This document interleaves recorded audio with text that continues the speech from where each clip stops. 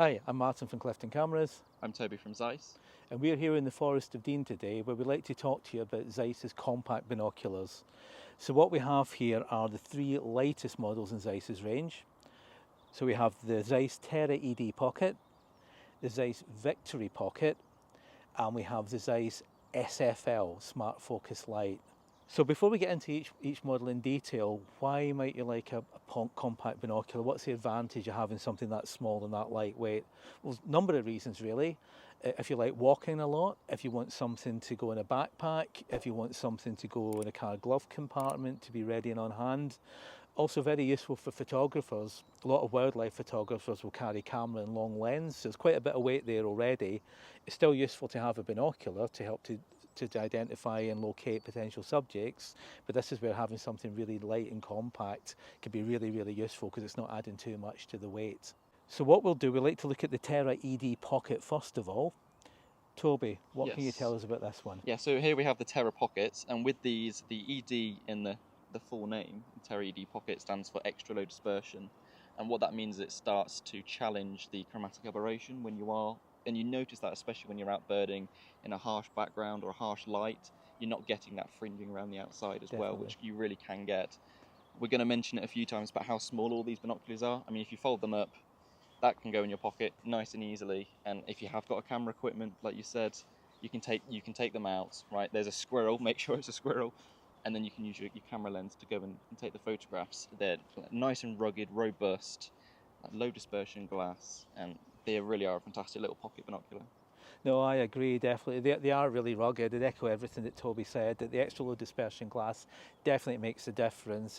Anything that reduces that colour fringe and just gives you a much better viewing experience, really. Great value for money, and just a really nice little go anywhere binocular.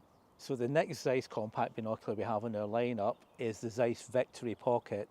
Now, compared to the Zeiss Terra ED Pocket, you've got 3% more light transmission with this one, 91% light transmission as opposed to 88. 88 is still a lot, but 91 even more, obviously.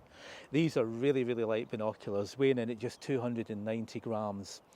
They also have quite a nice feature here, which is the asymmetric hinge. If you can see that, the way they fold in, phenomenally compact when folded all the way in, and that also makes them really nice and easy to use one-handed as well. So again, particularly with photographers in mind, for example, got the camera and lens set up if you want to sneak a look through the binocular with one hand.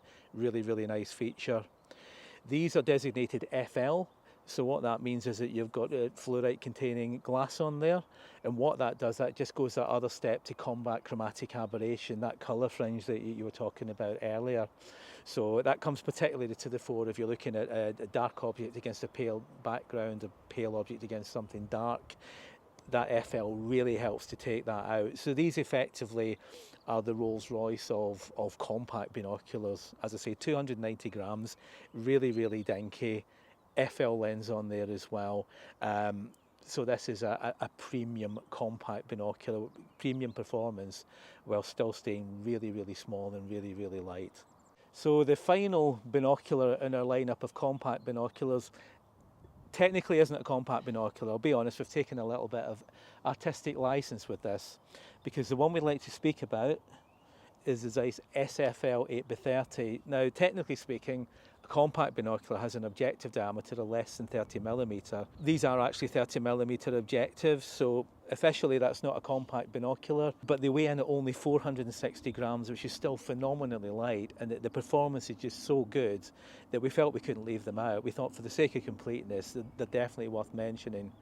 Toby, would you agree? Yes, I love the. Yeah, there you go. Give me them. I love the SFL 30s. For starters, what it stands for, SF in the name stands for smart focus, so it's the positioning of the focus wheel. When you go and hold them straight away, your index finger is where you want it to be. It's not further up. You're not going to strain your finger over long periods of viewing. And the L literally just stands for light. And you've already mentioned 460 grams the weight. They are light. And when you stand them against other pockets, they're basically the same height. Yeah, there's not much in it. There's not much in it at all.